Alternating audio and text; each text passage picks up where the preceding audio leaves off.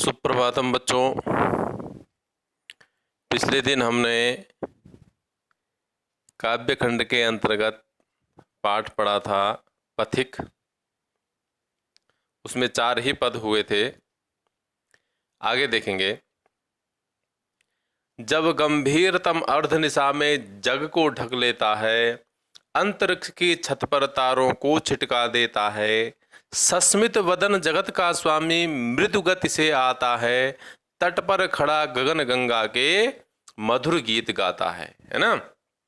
पीछे हमने पढ़ा था कवि क्या कह रहे हैं कि बोला समुद्र की नीलिमा देख करके, समुद्र की लहरों को देख करके, आकाश की नीलिमा को देख करके, आकाश में बादलों के ऊपर बैठ करके आकाश में विचरण करना चाहता है, और समुद्र की लहरों में बैठ करके समुद्र के घर का एक एक कोना देखना चाहता है ना। तो ऊपर हमने ये पढ़ा था।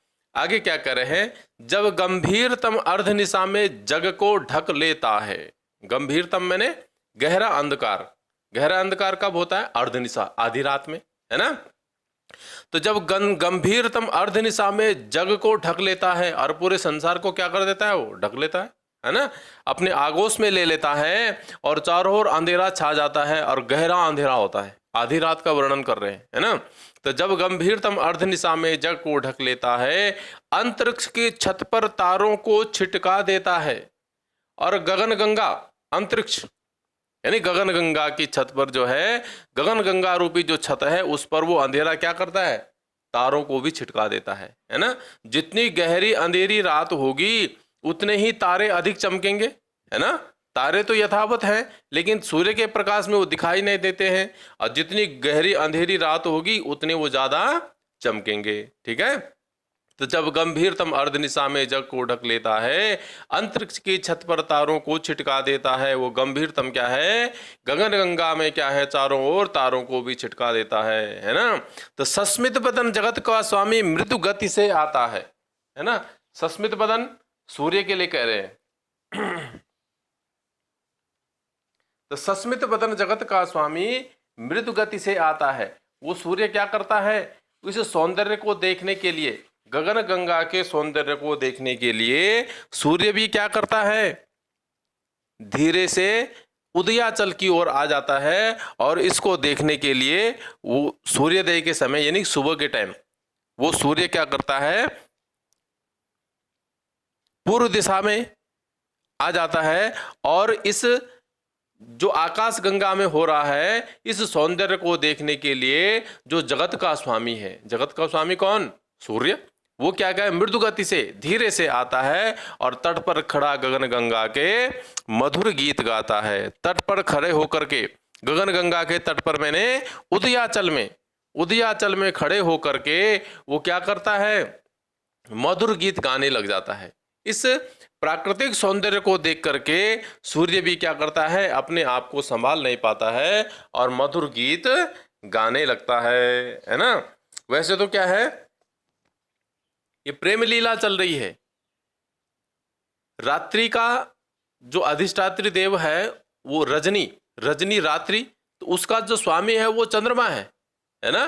तो चंद्रमा है उसका स्वामी है रात्रि का, लेकिन सूर्य भी अपने आप को रोक नहीं पा रहा है, और गगन गंगा के तट पर खड़े होकर के यानी कि उदयाचल में खड़े होकर के इस रात्रि का आनंद ले रहा है ना।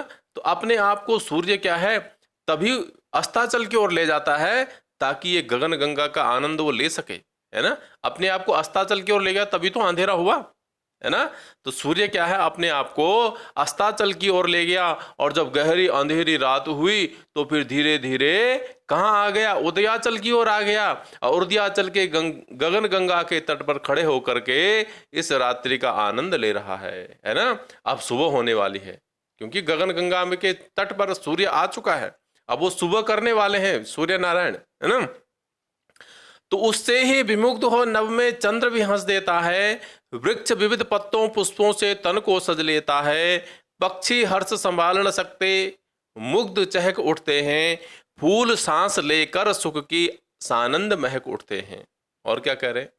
उससे ही विमुग्ध हो, उससे विमुग्ध हो करके नभ में चंद्र भी हंस देता है। आकाश में वो चंद्र भी हंसने लग जाता है। चंद्रमा देखता, देखो इस सूर्य को, जो मेरी रात्रि है इसका कितना आनंद ले रहा है ना। तो आकाश में मानो क्या है, प्रेम लीला चल रही है। ये सूर्य भी से भी नहीं रहा गया और इसका आनंद लेने के लिए उदयाचल में आकर के गगन गंगा के तट पर खड़ा हो गया है। और ऐसा दृश्य को देख करके चंद्रमा भी क्या करने लग जाता है, आकाश में हंस रहा है, हंसने लग गया है ना।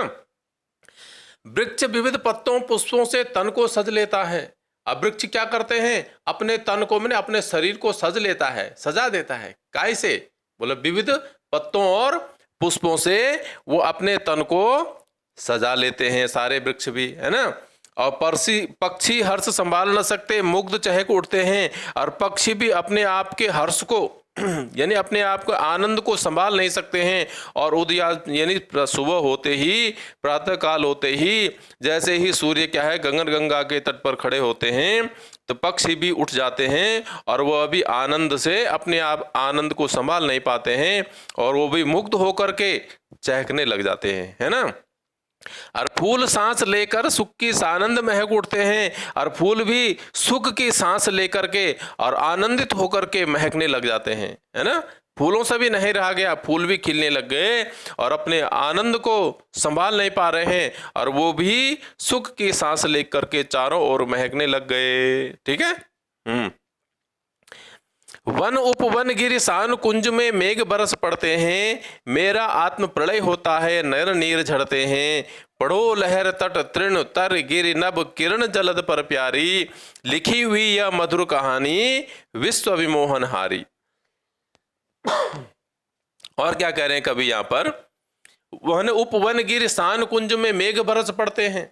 और यह दृश्य देख करके मेघों से भी नहीं रहा गया, वो भी बरसने लग गए, है ना। इतना आनंद आकाश गंगा में बरस रहा है कि मेघों से भी नहीं रहा गया। और मेघ क्या करने लग गए, वन मैंने जंगल में, उपवन छोटे छोटे बाग बगीचे, गिरी पहाड़, सानों मैंने तलहटियों में, समुद्र की तलहटी में, तटों पर, कुंज छोटे छोटे उपवन, इनमें क्या करते हैं, मेघ भी बरसने लग गया। और मेरा आत्म प्रलय होता है, नयन नीर झड़ते हैं। और कभी कह रहे हैं कि मेरे से भी नहीं रहा गया, मेरा भी आत्म प्रलय होने लग गया। आत्म प्रलय मैंने अपने भाव में मैं भी बहने लग गया और मेरे आंखों से भी आनंद के आंसू बहने लगे। नयन नीर झड़ते हैं, नयन से नीर मैंने पानी, आंसू झड़ने लग गए, है ना। तो पढ़ो लहर तट तृण तरु गिरि नभ किरण जलद पर प्यारी। लिखी हुई यह मधुर कहानी विश्व विमोहन हारी। तो कवि क्या है, अपने यहाँ पर प्रेमिका को संबोधित करते हुए कह रहा है कि देखो, पढ़ो इसको, यानी कि अनुभव करो। किसको, जो ये मधुर कहानी लिखी हुई है उस ईश्वर ने, है ना। चारों ओर मधुर ही मधुर दिखाई दे रहा है। तो ये मधुर कहानी जो लिखी हुई है इसको पढ़ो, मैंने अनुभव करो। कहाँ कहाँ, बोल लहरों में, तट पर, तृण पर जो छोटी छोटी घास की तृण है उस पर जो ओस की बूंदें पड़ी हुई हैं, बरसात की बूंदें पड़ी हुई हैं, उसमें भी आनंद है, उसको अनुभव करो। तरु, चारों ओर वृक्ष हरे भरे हैं, जिन वृक्षों ने अपने आप को पत्तों और पुष्पों से सजा लिया है। गिरी यानी पहाड़ भी चारों ओर हरे भरे हैं। नभ आकाश, किरण जो सूर्य की किरण है, प्रातःकालीन सूर्य की किरण, वो भी हमें आनंदित करती है। और जलद पर प्यारी यानी इस समुद्र पर, ये सब लिखी हुई है कहानी। किसने, उस प्रकृति ने, है ना। इस प्रकृति ने चारों ओर ये अमर कहानी लिखी हुई है, विश्व विमोहन हारी, जो विश्व को विमोहित करने वाली है। ऐसे मधुर कहानी चारों ओर लिखी हुई है उस ईश्वर ने, उसको तुम क्या करो, बोलो अनुभव करो, है ना।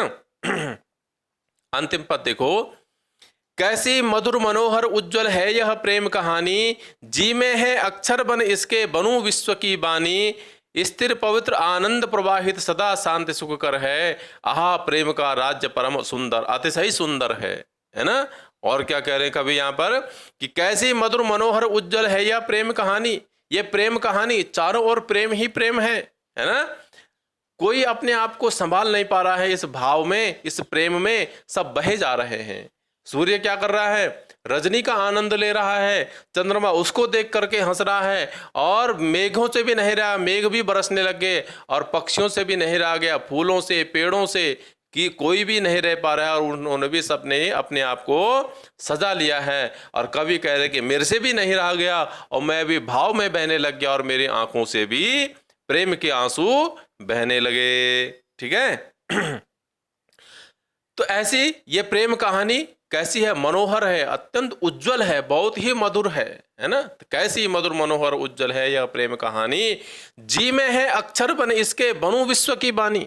मेरा मन करता है चारों ओर जो प्रेम कहानी बिखरी पड़ी है, मैं इसके अक्षर बन जाऊं, है ना? अक्षर बन जाऊं मैं, अर्थात मैं इसको अपनी एक प्रेम कहानी के रूप में इसको वर्णन कर सकूं, ताकि वो विश्व की वाणी बन सके, अर्थात पूरा विश्व ही उसको पढ़ सके, उसको अनुभव कर सके। तो मैं इस प्रेम कहानी का अक्षर बनना चाहता हूं, अर्थात मैं इसको अपने भाषा में लिपिबद्ध करना चाहता हूं, जिससे कि पूरा विश्व क्या है, इस आनंद का अनुभव कर सके। ठीक है, तो बनूं विश्व की वाणी।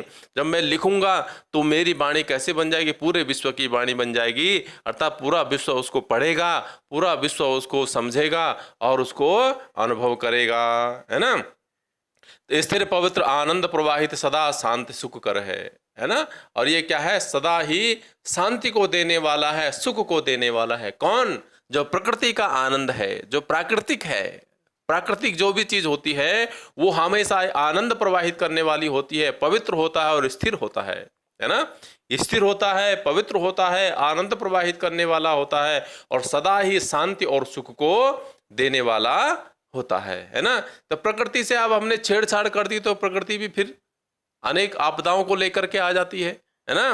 तो जो प्राकृतिक चीजें हैं वो हमेशा ही हमें आनंद देने वाली होती है और शांति और सुख देने वाली होती है। आहा प्रेम का राज्य परम सुंदर, अतिशय सुंदर है। तो कवि कह रहे हैं कि यहाँ पर कि प्रेम का राज्य भी कैसा है? अत्यंत सुंदर है और अतिशय सुंदर है ना?